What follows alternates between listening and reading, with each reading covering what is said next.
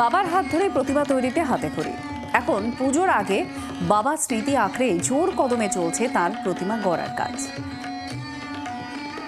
মেটেরি ব্লকের চালসায় বিমল রায়ের প্রতিমা কারখানার প্রতিষ্ঠাতা শিল্পী বিমল চন্দ্র রায় প্রয়াত। তার মৃত্যুর পর এখন তার ছেলে দিলীপ রায় ওই কারখানা চালান। বাবার কাছ থেকেই প্রতিমা তৈরির কাজ শেখা দিলীপের। কয়েকদিন বাদে বিশ্বকর্মা পুজো, তারপরেই দুর্গোৎসব। পাল্লা দিয়ে প্রতিমা তৈরির হিড়িক পড়েছে কারখানাগুলিতে। গত বছরের তুলনায় এবছর ব্যবসা ভালোই হবে বলে আশাবাদী দিলীপ। চালসার এই প্রতিমা কারখানা থেকেই ব্লকের বিভিন্ন গ্রাম থেকে শুরু করে চা বাগান সহ পাহাড়েও যায় প্রতিমা।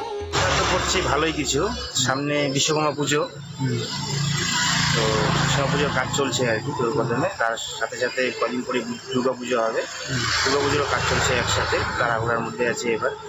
আশা করি এবার পুজো ভালো হবে, কেননা অনুদানও এবার একটু বেশি করে দিচ্ছে আর কি। আর কাস্টমারের দিক দিয়ে দেখতে গেলে হয়তো আশা করি এবার হয়তো বেশি বাজারের প্রতিমা পায় না করবে। আর বাবার হাত থেকে শেখা, বাবার নামেই কারখানা রয়েছে এখনো। তোমার বাবার? বিমল চন্দ্র রায়। তোমার বাবাই তোমাকে শিখিয়েছে এই কাজটা? আমার বাবাই আমার। এবছর এখনো পর্যন্ত ৮০টি বিশ্বকর্মা প্রতিমা সহ ৭টি দুর্গা প্রতিমার অর্ডার এসেছে বিমল রায়ের প্রতিমা কারখানায়। বর্তমানে ৪ জন কারিগর এখানে দিবারাত্র প্রতিমা গড়ছেন। পুজো কমিটিগুলো এবছর বাড়তি অনুদান পাওয়ায় ভালোই অর্ডার আসবে বলে আশাবাদী শিল্পী। মালবাজার থেকে অরূপ বসাকের রিপোর্ট, জি ২৪ ঘন্টা। বাংলার আওয়াজ, বাঙালির আবেগ, জি ২৪ ঘন্টা।